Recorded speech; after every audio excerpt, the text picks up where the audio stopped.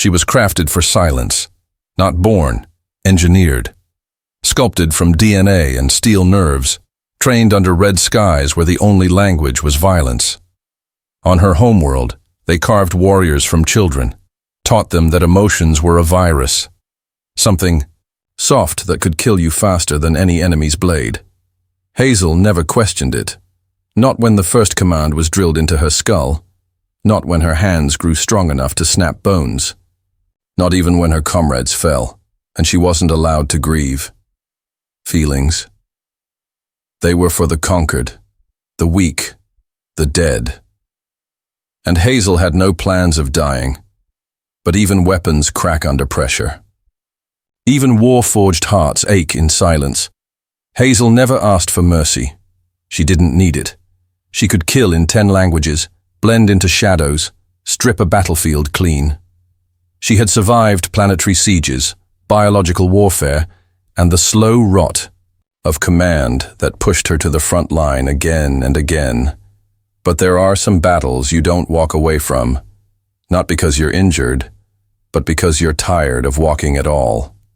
So she ran, not to rebel, not to betray her kind.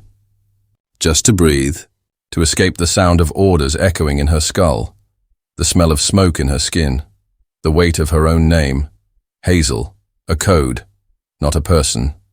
There were no plans, no coordinates. She slipped into the stolen ship like a ghost, her body still humming. With adrenaline, her chest hollow from the last kill she didn't want to remember. The stars opened wide before her like teeth, waiting to devour her if she lost focus. But for once, she didn't care. She just wanted quiet. And when the engines failed, and the ship spiraled through a blue-green atmosphere, she didn't scream. Because, somewhere inside her broken programming, something whispered, maybe this is what peace looks like. She crashed. Hard, fire, smoke, twisted metal, her vision blurred, her limbs ached, but she lived. Of course she lived. That's what they built her for. But something had changed. Lying in the wreckage, surrounded by trees too green and air too soft, Hazel didn't feel fear. She felt tired. Not the kind of exhaustion that sleep fixes. The kind that sinks into your bones, into your soul. If she even had one, she wasn't supposed to feel. She wasn't supposed to want. But as the wind whispered through the leaves and the stars blinked far above her, Hazel let her head fall back against the wreckage. And for the first time since the war began, she didn't reach for a weapon. She closed her eyes and hoped the world would be kind. Earth was never the destination. It was a backwater dot on the star charts, barely worth a second glance. A primitive world full of slow-thinking bipeds and outdated tech. Her people called it a curiosity at best, a graveyard waiting to happen at worst. No one fled to Earth, not if they wanted to survive. And yet, that's where she fell.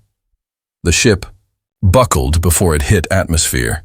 Systems fried, shields collapsed, navigation died screaming. Hazel had flown through asteroid belts and siege zones with less damage, but this wasn't battle. This was fate slamming its fist down. She didn't brace, she didn't scream.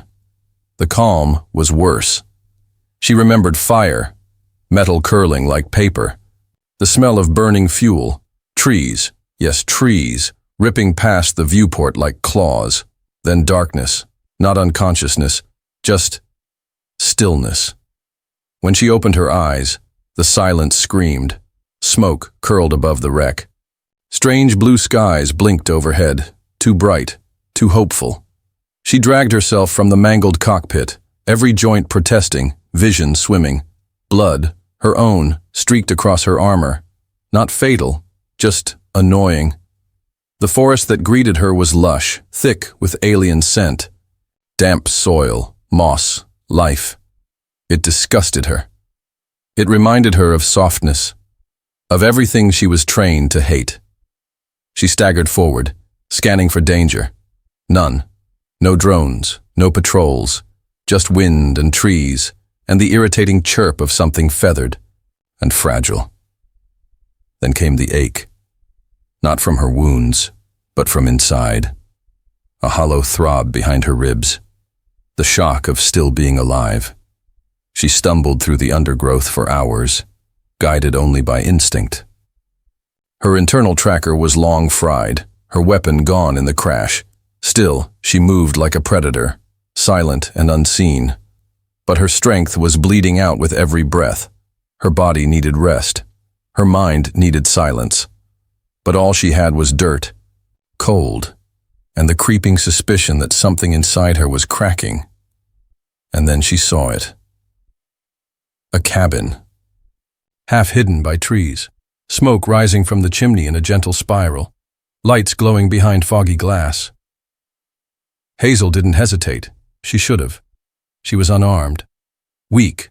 Exposed. But the promise of warmth pulled her like gravity. She approached. Slow. A ghost in the dusk. Muscles taut. Ready to strike if needed. She pressed a clawed hand to the door. It creaked open before she could knock. And he stood there, a human male, no armor, no weapon, just thick flannel, tired eyes, and the kind of stillness that felt dangerous. He looked at her, really looked, not with fear, not with disgust, with something worse, concern. She should have attacked, should have turned and vanished into the trees, but she didn't move. Neither did he. They stood there in silence, two strangers bound by fate and fire. And then slowly, he stepped aside, held the door open. No questions, no commands, just an unspoken invitation. Come in, or keep running. Hazel crossed the threshold, and for the first time since she fled the stars, she didn't feel like prey. The cabin was too quiet. Hazel had known silence before, on sniper ridges, between heartbeats in the dark, when everything paused just before an ambush. But this was different. This wasn't the silence of death. This was the silence of peace. It unsettled her. The fire crackled low in the hearth. Wooden walls creaked with age and wind. And Robert, he didn't speak much. He didn't question her scars, or the strange metal embedded in her wrist.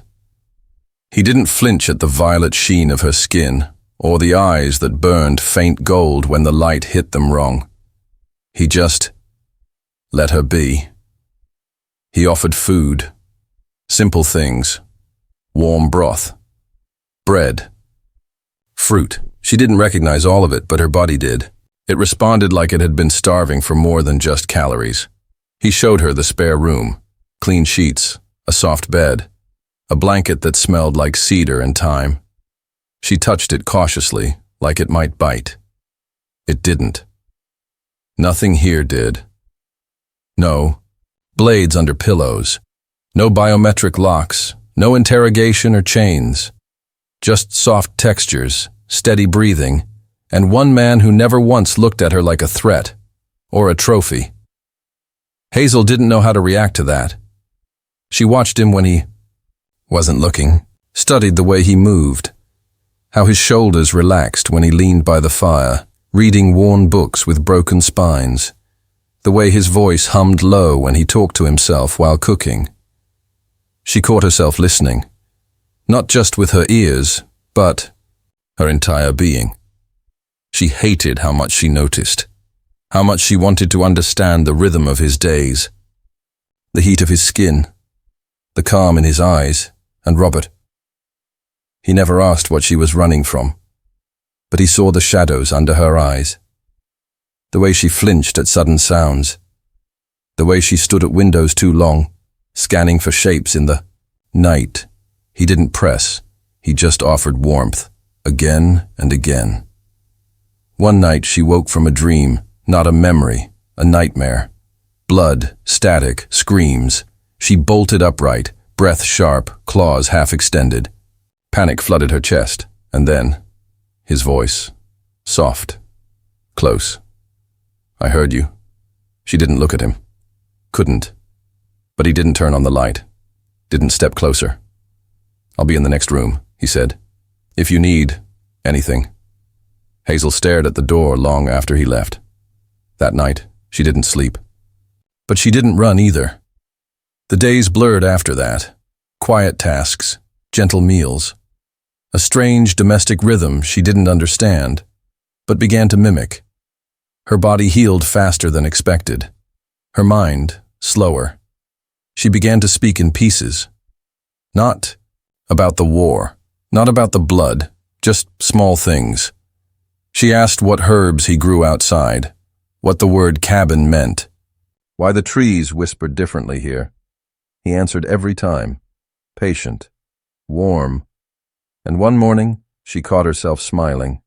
It startled her, as if her face wasn't sure how to shape it anymore. But he saw it, and smiled back.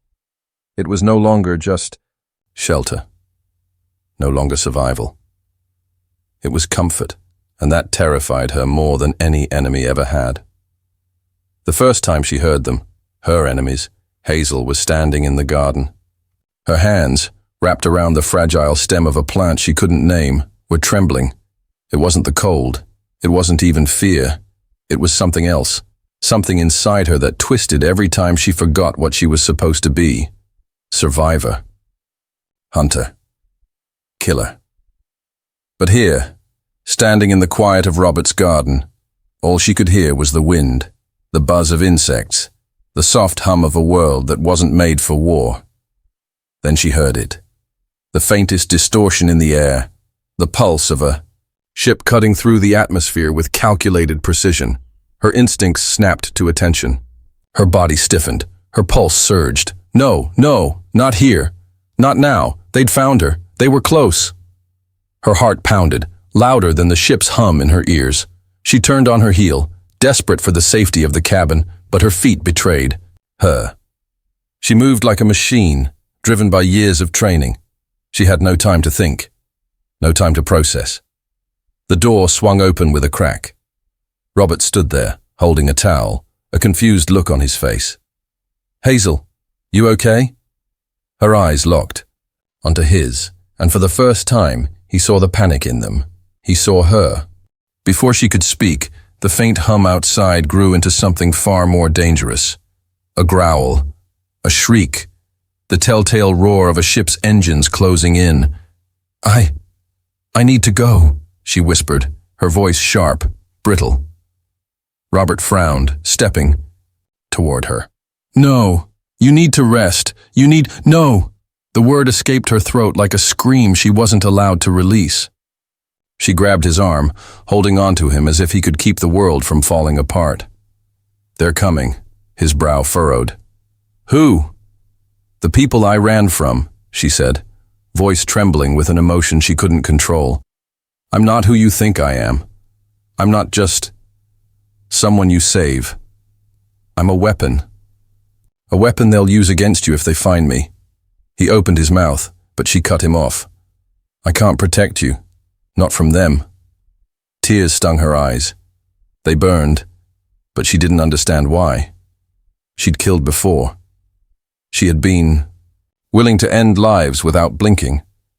But now, the thought of harming anyone, especially him, twisted something inside her. A feeling she didn't know how to name or how to control. Her grip on his arm loosened, but it wasn't because she didn't need him anymore. It was because she was afraid of the monsters that hunted her, yes, but more so, of the monster inside her that she'd buried long ago. She took a step back. "You should leave. Get away from me. I'll only drag you into this." "No," Robert said firmly. He reached for her hand, his touch warm and unyielding. "You're not leaving. Not like this." Hazel's mind screamed at her to pull away, to flee. But her heart, the one she hadn't realized had started beating again, pulled her back toward him. "What are you going to do, Robert?" she asked, her voice breaking under the weight of everything she had tried to outrun.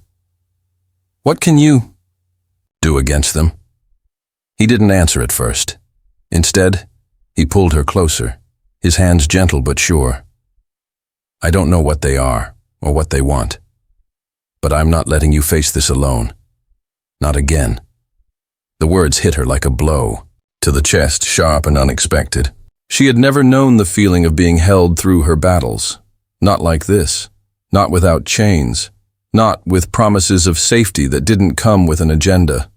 But even as the warmth of his arms wrapped around her, even as the pulse of his heartbeat seemed to steady her own, Hazel knew the truth.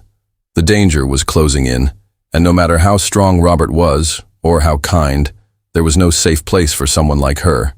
She had lived by one rule: survive.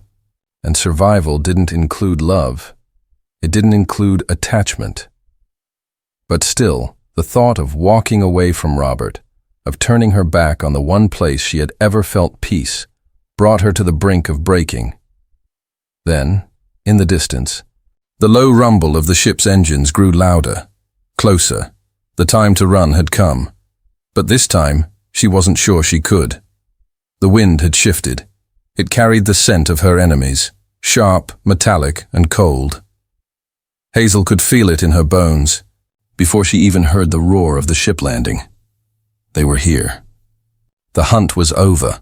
Her heart hammered in her chest, a frantic, wild beat that betrayed the calm exterior she had built.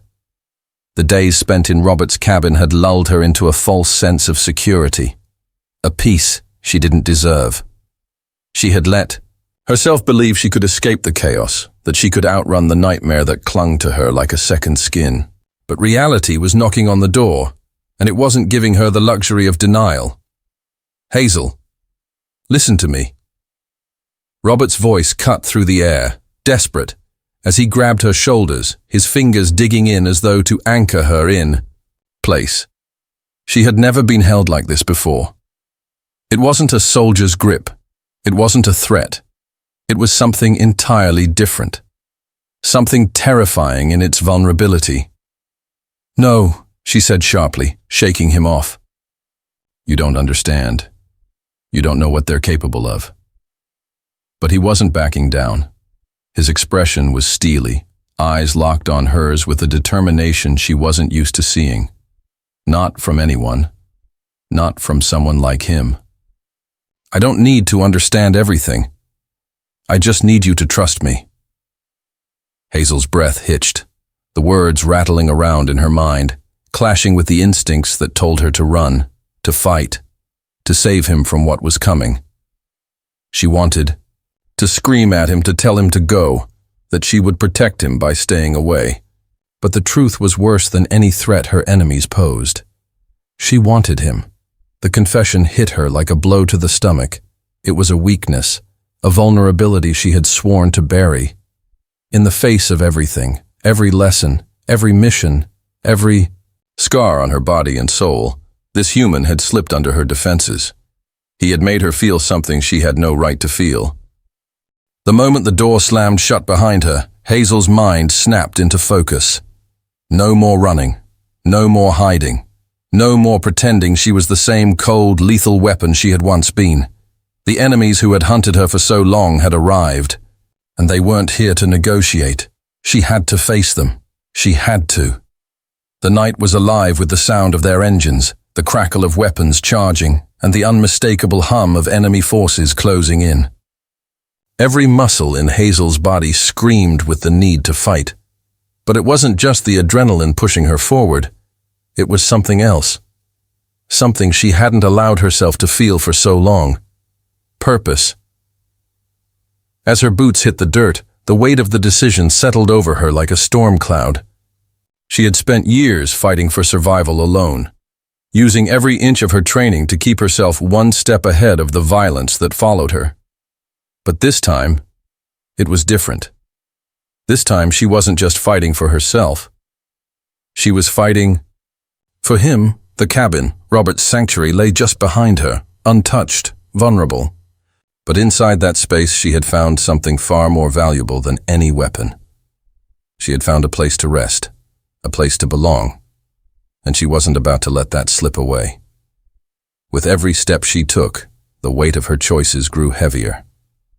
She could feel the energy of the approaching ships, their promise of destruction, their hunger for bloodshed. Her enemies were ruthless, but Hazel had learned one thing. She was a force they couldn't predict. and she was willing to show them just how much. The trees around her shook with the force of the landing ships. She could see their silhouettes cutting through the mist like ghosts. They were here. Hazel dropped into a crouch, scanning the terrain, with the precision of someone who had been trained to kill.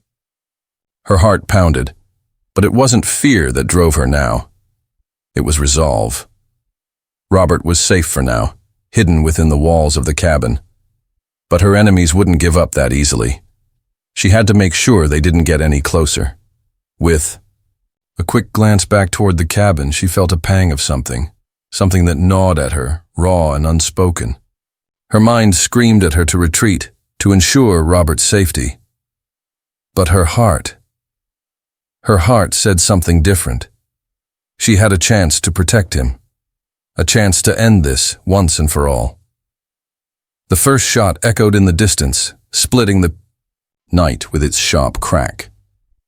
Hazel's instincts kicked into overdrive. Her body moved before she could even think, running toward the noise with a deadly calm. Her weapons were at the ready, her focus sharpened to a point. She had been in countless battles before, but this was different. Her pulse thrummed with anticipation, the rush of battle coursing through her veins. She could hear them now, the footsteps of her enemies, the low murmurs of their foreign language as they prepared to storm the cabin. They were close. Hazel's fingers tightened around the hilt of her weapon. This was the moment she had been dreading, the moment where she would have to choose which part of herself she would become. The assassin? Or the woman who had found a home in Robert's arms? The decision was already made. The first enemy soldier stepped into her line of sight. She didn't hesitate. She moved in a blur, quick and precise, her weapon finding its mark in the soldier's chest before he even knew she was there. His body crumpled, lifeless, to the ground. But there was no time to savor the victory. More soldiers poured from the shadows, their weapons raised. Hazel was a whirlwind of motion, her every movement deliberate and calculated. She was no longer just fighting for survival. She was fighting for Robert, fighting for the peace that had begun to blossom in her heart, even if she didn't fully understand it yet. As the last soldier fell, Hazel stood still, her chest rising and falling with the weight of the battle. She could feel the blood pumping through her veins, the exhaustion already setting in. But she wasn't done yet. She had to finish this. The silence that followed was deafening. The night seemed to hold its breath, the weight of what had just happened settling in. Hazel's gaze shifted back toward the cabin. She could see Robert now, standing in the doorway, watching her. Her heart skipped a beat. She hadn't realized how badly she needed to see him until this moment. He was alive. He was safe. But not for long. Hazel knew the fight was far from over. This battle might have been won, but there would be more. Always. More. The war she had run from was never going to let her go. But as she walked back toward Robert, every step felt like a reclaiming of herself. This was hers. Robert didn't speak as she approached. He didn't need to. His eyes told her everything she needed to know. His love, his concern, and the quiet trust he had placed in her.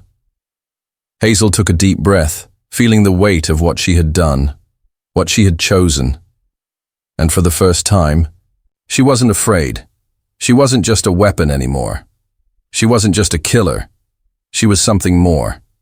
And with Robert by her side, maybe, just maybe, there was a chance for peace after all.